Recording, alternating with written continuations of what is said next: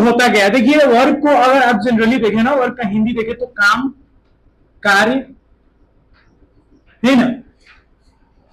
तो जो भी वर्क आप करते हैं, तो जो भी आप काम करते हैं उसे आप क्या नाम देते हैं? वर्क।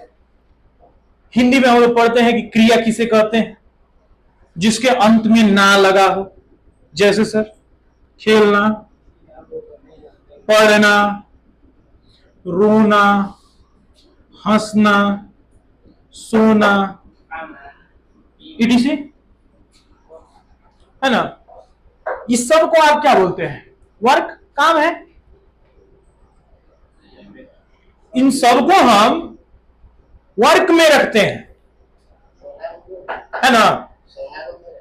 लेकिन अगर हम फिजिक्स के मायने में देखें या फिजिक्स के नजरिए से देखें, फिजिक्स के बेस पे देखें, इस चैप्टर के अकॉर्डिंग देखें, तो ये सब जो है आपका वर्क ही नहीं कहलाएगा।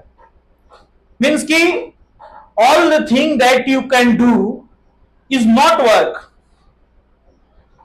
ठीक है, तो जो भी आप काम कर रहे हैं जरूरी नहीं कि सारा का सारा वर्क ही है। इस फिजिक्स के नजरिए से या इस चैप्टर के अकॉर्डिंग, इस चैप्टर के अकॉर्डिंग वर्क का जो मतलब है वो क्या हो जा रहा है? बिल्कुल ही बदल जा रहा है। आपको यह चैप्टर बोलता है कि work can be defined that in such a way force can be applied, force can be applied. ठीक है, फोर्स आप क्या किए हैं? अप्लाई किए हैं। ठीक है, और कुछ जो है डिस्प्लेसमेंट हो रहा है। आप सीधा मतलब इसका ये समझ सकते हैं कि मान लीजिए कि आपके पास ऑब्जेक्ट है कुछ, इस पे आप क्या किए? फोर्स अप्लाई किए, और जैसे ही आप फोर्स अप्लाई किए कुछ डिस्प्लेसमेंट या कुछ डिस्टेंस ये क्या कर गया? कवर कर गया। ठीक है, तो इस केस में हम बोलेंगे कि work can be done. Means कि ये क्या हुआ? वर्क हुआ। इस केस में वर्क हुआ। किस केस में हुआ? कि कुछ फोर्स आप लगाए और वो जो ऑब्जेक्ट है कुछ डिस्टेंस को क्या किया? कवर किया। इस केस में आप बोलेंगे कि क्या हुआ? वर्क हुआ। मतलब सर, मतलब ये कि every hard work is not a work. ये आपका एनसीईआरटी का लाइन है। Every hard work is not a work. हर एक कठिन काम जो आप कर रहे हैं वो वर्क नहीं होता है। कैसे सर? देखिए, मान लीजिए कि आप जो है बहुत ज्यादा फोर्स अप्लाई कर रहे हैं एक दीवार पर। ठीक है, कोई एक दीवार है, स्टेशनरी दीवार है या स्टेशनरी स्टोन है, बहुत भारी, बहुत ज्यादा मास वाला। अब उस पर आप अंधाधुंध क्या कर रहे हैं? फोर्स अप्लाई किए जा रहे हैं और वो थोड़ा भी डिस्प्लेसमेंट शो नहीं कर रहा है। मींस कि वो रेस्ट पोजीशन में है तो रेस्ट में ही रह गया। इसका मतलब ये है कि आपके द्वारा वर्क डन नहीं हुआ। अब जैसे ये बोला कि सर इसका मतलब कि आपके पास बल नहीं है। बल नहीं, बोलो कि आपके पास एनर्जी नहीं है। और एनर्जी और वर्क जो है एक दूसरे से क्या है? Related term. ये दोनों एक दूसरे से क्या है? रिलेटेड है। आगे हम पढ़ेंगे, इसके विषय में चर्चा करेंगे। शुरू में हम ये देखेंगे कि हम अंधाधुंध फोर्स लगा रहे हैं इस स्टेशनरी वॉल पे, और ये जो है आपका थोड़ा भी डिस्प्लेसमेंट शो नहीं कर रहा। Means displacement is equal to 0। और दोनों का जब हम प्रोडक्ट देखें, मतलब वर्क इज इक्वल टू होता है फोर्स इनटू डिस्प्लेसमेंट आपके लेवल पर। और जब हम यहां देखें तो क्या हो गया कि फोर्स तो हम लगा ले रहे हैं, मान लीजिए 400 न्यूटन का, लेकिन डिस्प्लेसमेंट कितना हो रहा है? 0 हो रहा है। सो मतलब वर्क भी हमारा कितना हो रहा है? 0। समझिए हम क्या कहना चाह रहे हैं? हम यही कहना चाह रहे हैं कि आप फोर्स कितना भी लगाइए, अगर डिस्प्लेसमेंट नहीं हो रहा है, इसका मतलब यह है कि वर्क डन नहीं किए आप। इसका मतलब यह नहीं है कि एनर्जी आप नहीं लगाए, आप एनर्जी लगाए। आपका एनर्जी जो है इस वर्क को करने में लगा, कंज्यूम हुआ, बट वर्क नहीं हुआ। समझ रहे हो बात को? ठीक है, इसके अलावा जो है, अगर हम थोड़ा सा इसको लेवल को बढ़ाते हैं तो हम यहां पे देखेंगे कि वर्क जो है, अच्छा जोर से हो गए हैं, ठीक। देखो वर्क जो है 3 टर्म पे डिपेंडेंट होता है। पहला फोर्स, दूसरा डिस्प्लेसमेंट और तीसरा कॉस थीटा। ये नया चीज है आपके लिए, आपके लिए नया चीज है, सुनिए। मारने सुनो, कॉस थीटा आपके लिए नया है। क्या है सर? ध्यान दीजिएगा, ये आपका सपोज दैट फोर्स है और सपोज दैट ये जो है आपका डिस्प्लेसमेंट, और इन दोनों के बीच में बनने वाला जो एंगल है वो कितना है? 90 डिग्री। ठीक है, फोर्स इस डायरेक्शन में, डिस्प्लेसमेंट इस डायरेक्शन में, और इन दोनों के बीच में जो एंगल बना कितना बना? 90 डिग्री बना। तो ये जो 90 डिग्री है यही है थीटा। 90 डिग्री क्या है? थीटा। थीटा एक तरह से बोल सकते हो कि आप जो है डिनोट करने के लिए यूज करते हो, एंगल को डिनोट करने के लिए थीटा का यूज करते हो। तो theta is the angle between force and displacement. Force और डिस्प्लेसमेंट के बीच का जो एंगल होता है उसे हम थीटा से डिनोट करते हैं, और इस थीटा का वैल्यू हम लेते हैं कॉस में, मतलब कि कॉस थीटा। अब ये क्या होता है? ये आपका ट्रिग्नोमेट्री का टर्म है जिसको हम थोड़ा सा आपको सिर्फ समझाएंगे, थोड़ा सा ध्यान दीजिएगा, समझने का प्रयास करो बाबू। देखो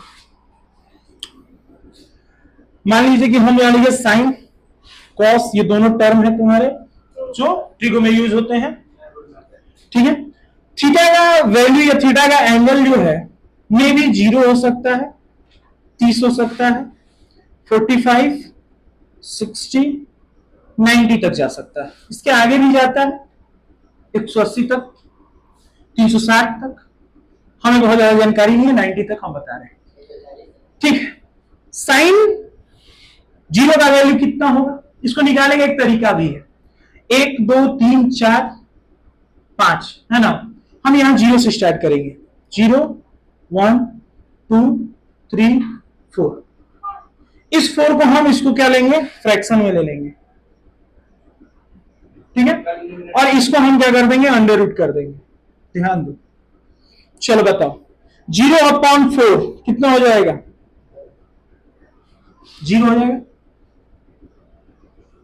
इधर बताइए, √1 हो जाएगा, √4 कितना हो जाएगा? 2, √2 ऐसे कटा दो, 2 बार में कटेगा, ये 1 बार में कटेगा, तो √1 तो 1 हो जाएगा, और ये जो है √2 हो जाएगा। इसका हो जाएगा √3/2 और इसका हो जाएगा 1। ये हो गया साइन का वैल्यू, मींस साइन 0 का वैल्यू 0, साइन 30 का वैल्यू 1/2, साइन 45 का वैल्यू 1/2। इस तरीके से करके जो है आप वैल्यू देख सकते हैं। हमें किसकी वैल्यू की आवश्यकता है? कॉस की। हम क्या करेंगे? अब 90 वाले को इधर लाएंगे, इसको यहां ला देंगे, ये अपने जगह पे रहेगा, ये यहां आ जाएगा और ये यहां आ जाएगा। अब देखो cos 90 का वैल्यू कितना हुआ? 0। cos 0 का वैल्यू कितना हुआ? 1 हुआ। मतलब ये है कि सपोज दैट जो फोर्स और डिस्प्लेसमेंट है उसका एंगल जो है 90 डिग्री बन जाएगा, उन दोनों के बीच का एंगल। तो उस केस में आपका cos 90 कितना हो जाएगा? 0 हो जाएगा। और फिर हम बोल सकते हैं कि उस केस में हमारा वर्क भी कितना हो जाएगा? 0 हो जाएगा। सपोज दैट ऐसे हम बोलना चाह रहे हैं। देखिएगा हम क्या कहना चाह रहे हैं। हमारा कहने का मतलब यह है कि हम मान लीजिए फोर्स हम ऊपर की ओर अप्लाई किए, डिस्प्लेसमेंट हमारा इधर है। ठीक है, फोर्स सपोज दैट हम इधर 40 न्यूटन का अप्लाई किया और डिस्प्लेसमेंट इधर सपोज दैट 20 मीटर का हो गया, और इन दोनों के बीच का जो एंगल है वो 90 डिग्री। हम बोले कि वर्क डिपेंड करता है फोर्स पे, डिस्प्लेसमेंट पे और कॉस थीटा पे। बोलिए फोर्स कितना हो जाएगा? 40, डिस्प्लेसमेंट कितना? 20, और कॉस थीटा का वैल्यू कितना? 90, तो यहां 90 कर देंगे। कॉस 90 का वैल्यू देखिए 0।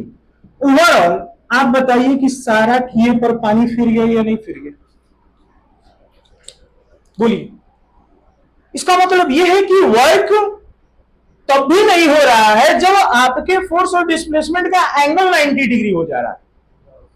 देखिए वर्क कितना टिपिकल होते जा रहा है। जिस तरीके से आप वर्क समझ रहे थे कि everything that I can do this is work, अगर सोच भी रहे हैं तो हम वर्क कर रहे हैं, सोचना, ठीक है।